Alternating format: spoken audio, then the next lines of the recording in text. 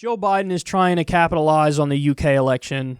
Here's what he told a bunch of people at a private fundraiser that he did. Look what happens when the Labour Party moves so far to the left. It comes up with ideas that are not able to be contained within a rational basis quickly.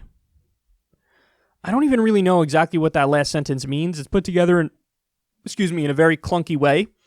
But yes, he's saying the Labour Party moved too far left and they're not rational, and that's why they lost. Well, I got news for Joe Biden, who I'm sure is not following this stuff very closely. Really, the only major difference between 2017 and 2019, 2017 is when the Labour Party made historic gains, is that in 2019, Jeremy Corbyn sent massive mixed messages on Brexit. Before they said, hey, it is what it is, the people voted, we're going to have to be in favor of Brexit as a party.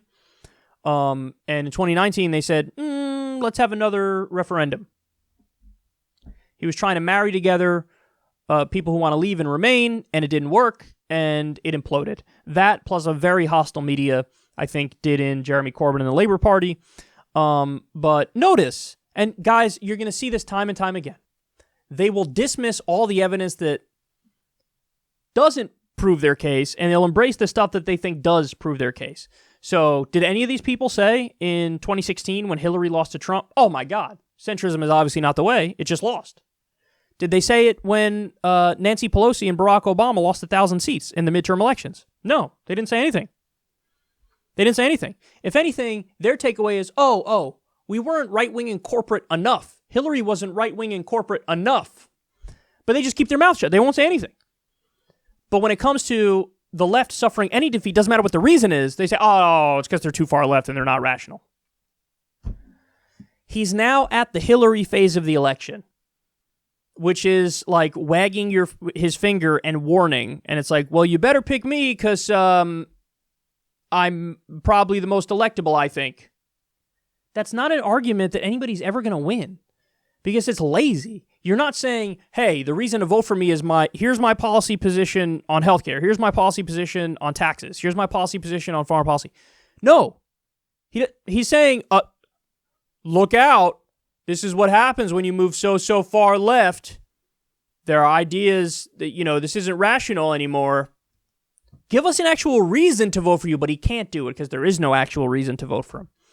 The only thing he has is the perception that he's more electable, which, by the way, is the exact opposite of the truth. He's not more electable.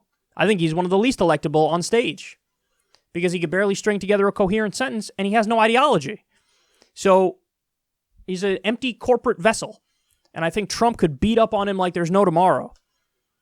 So, of course, leave it to Joe Biden, leave it to these centrists to try to capitalize on the UK election and pretend like that means they're the answer. For the love of God, don't make the same mistake we made in 2016 by nominating a centrist. Don't do it, don't do it, don't do it. But the entire Democratic establishment, the entire Democratic Party is moving in that direction. And the media is pushing in that direction too.